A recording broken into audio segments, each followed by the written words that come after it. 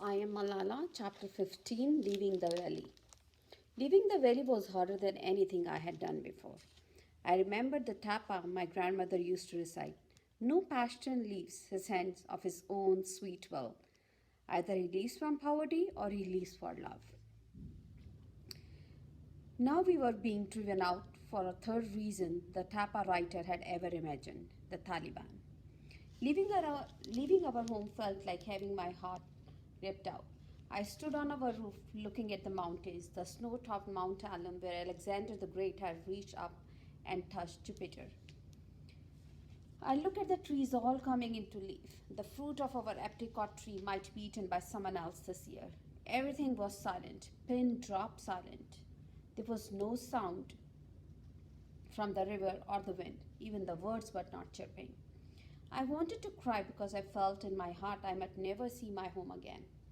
The documentary makers had asked me how I would feel if one day I left Swat and never come back. At the time, I had thought it was a stupid question, but now I saw that everything I could not imagine happening had happened. I thought my school would not close, and it had. I thought we would never leave SWAT, and we were just about to. I thought SWAT would be free of Taliban one day, and we would rejoice. But now I realize that might not happen. I started to cry. It was if everyone had been waiting for someone else to start. My cousin's wife, Fanny, started weeping. Then all of us were crying. But my mother was very composed and courageous. I put all my books and notebooks in my school bag, then packed another bag of clothes. I couldn't think straight. I took the trousers from one set and the top from another, so I had a bag of things which didn't match. I didn't take any of my school awards or photos or personal belongings as we were traveling in someone else's car and there was little room. We didn't own anything expensive like a laptop or jewelry. Our only valuable item had been our TV, a fridge, and a washing machine. We didn't lead a life of luxury. We Pashtuns prefer to sit on floors rather than on chairs. Our house has holes in the walls, and every plate and cup is cracked. My father had resisted leaving till the end, but then some of my parents' friends had lost a relative in gunfire, so they went to the house to offer prayers of condolences, even though nobody was really venturing out. Seeing their grief made my mother determined to leave.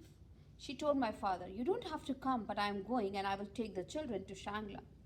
She knew he couldn't let her go alone. My mother had had enough of gunfire and tension and called Dr. Afzal and begged him to persuade my father to leave.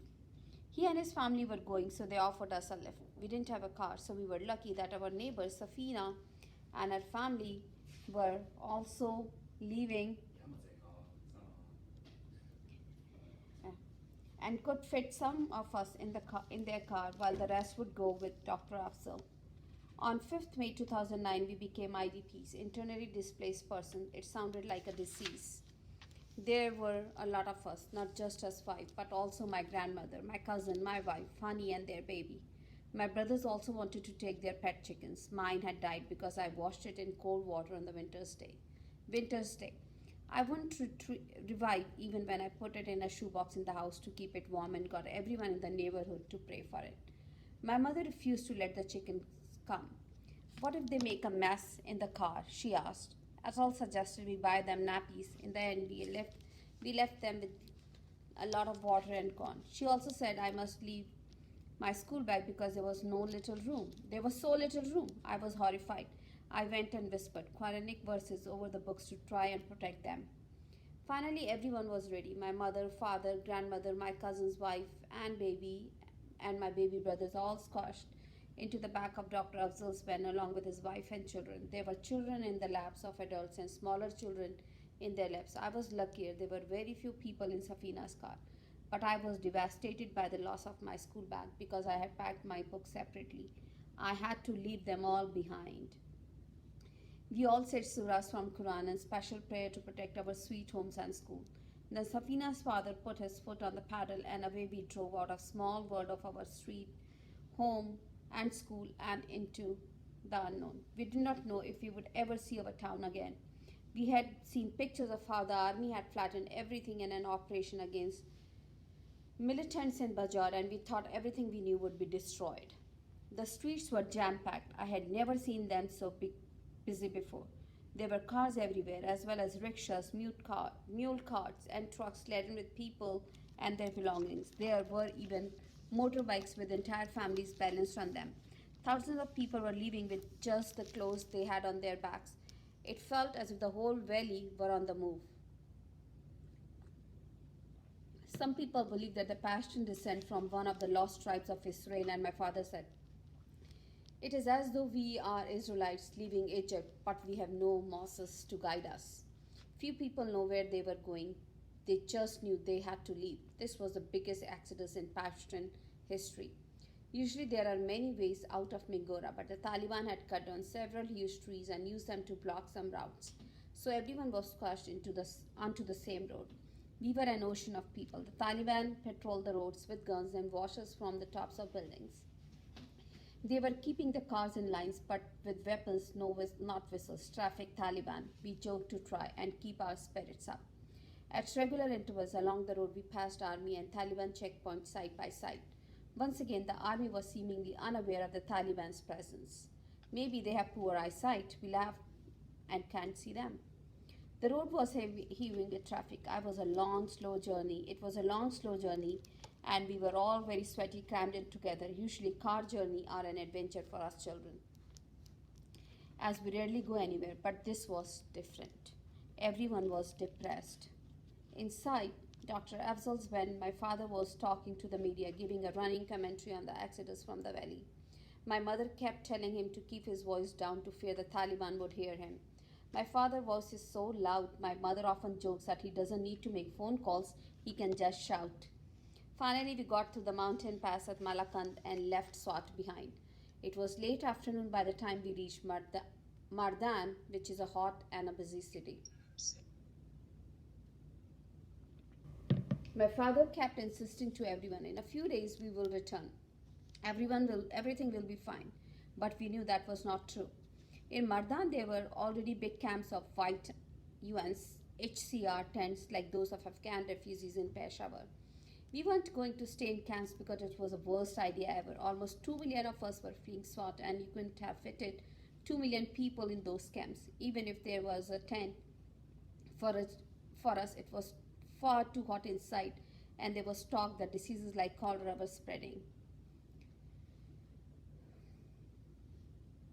My father said he had heard rumors that some Taliban were hiding inside the camps and harassing the women. Those who could stay in the homes of local people or with family and friends. Amazingly, 3/4 of all the IDPs were put up by the people of Mardan and the nearby town of Swabi. They opened the doors of their homes, schools, and mosques to the refugees. In our culture, women are expected not to mix with men they are not related to. In order to protect women's parda, men in families hosting the refugees even slept away from their own homes. They became voluntary IDPs. It was an astonishing example of Pashtun hospitality. We were convinced that if the exodus had been managed by the government, many more would have died of hunger and illness.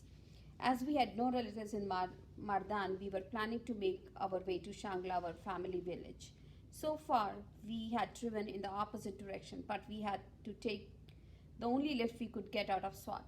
We spent the first night in home of Dr. Afzal. My father then left us to go to Peshawar and alert people to what was happening. He promised to meet us later in Shangla. My mother tried very hard to persuade him to come with us, but he refused. He wanted the people of Peshawar and Islamabad to be aware of the terrible conditions in which IDPs were living and that the military were doing nothing. We said goodbye and were terribly worried we wouldn't see him again. The next day we got a lift to Abbottabad, where my grandmother's family lived. There we met up with my cousins Khanji, who was heading north like us. He ran a boys' hostel in Swat and was taking 7 or 8 boys to Kohistan by coach. He was going to Base Sham, from where we would need another lift to take us to Shangla. It was nightfall by the time we reached Base Sham, as many roads were blocked. We spent the night in a cheap, dirty hotel while my cousin tried to arrange a van to take us to Shangla. A man came near my mother and she shook her shoe off and hit him once, then twice, and he ran away. She had hit him so hard that when she looked at the shoe, it was broken. I always knew my mother was a strong woman, but I looked at her with new respect. It was not easy to get from Besham to our village, and we had to walk 25 kilometers carrying all our things. At one point, we were stopped by the army who told us we could go no further and must turn back. Our home is Shangla. Where will we go? We begged. My grandmother started crying and saying her life had never been so sad. Finally, they let us through. The army and their machine guns were everywhere. Because of the curfew and the checkpoints, there was not one another vehicle on the road that didn't belong to the military. We were afraid that the army wouldn't know who we were and would shoot us. When we reached the village, our family was astonished to see us. Everyone believed the Taliban would return to Shangla, so they couldn't understand why we hadn't remained in Mardan.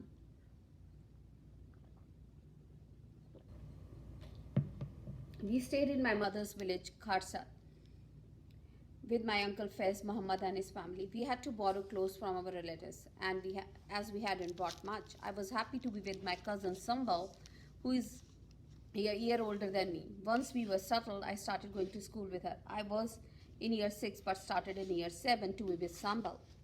There were only 3 girls in that year, as most of the village girls of that age do not go to school, so we were taught with boys as they didn't have enough room or staff to teach just 3 girls separately. I was different from the other girls, as I didn't cover my face and I used to talk to every teacher and ask questions. But I tried to be obedient and polite, always saying, "Yes, sir." It took over half an hour to walk to school, and because I am bad at getting up in the morning, the second day we were late. I was shocked when the teacher hit my hand with a stick to punish me, but then decided that at least it meant they were accepting me and not treating me differently.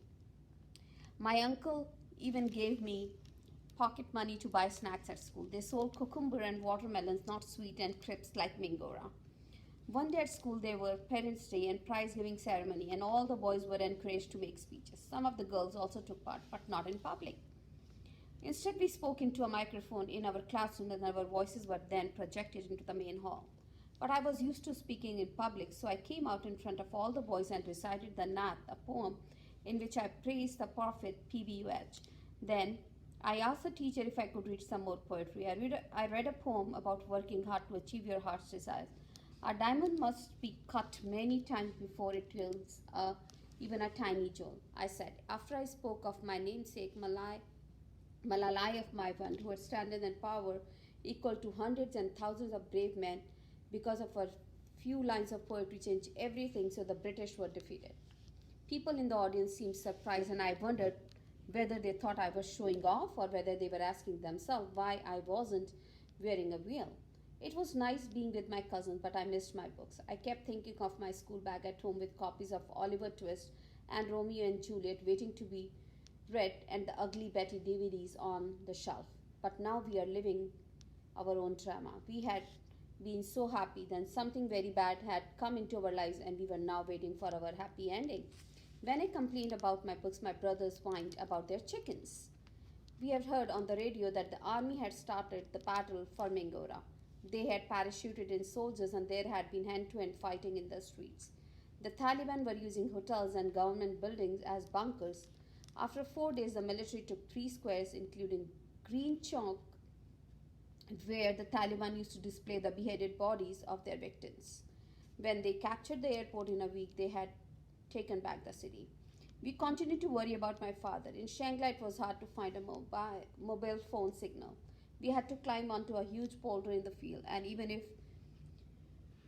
then, we rarely had more than 1 bar of reception, so we hardly ever spoke to him. But after we had been in Shangla for about 6 weeks, my father said we could travel to Peshawar, where we had been staying in one room with 3 friends. It was very emotional to see him again. Then, a complete family once more, we traveled down to Islamabad, where we stayed with the family of Shuja, the lady who had called us from Stanford. While we were there, we heard that Ambassador Richard Holbrooke, the American envoy to Pakistan and Afghanistan, was holding a meeting in the Serena Hotel about the conflict, and my father and I managed to get inside.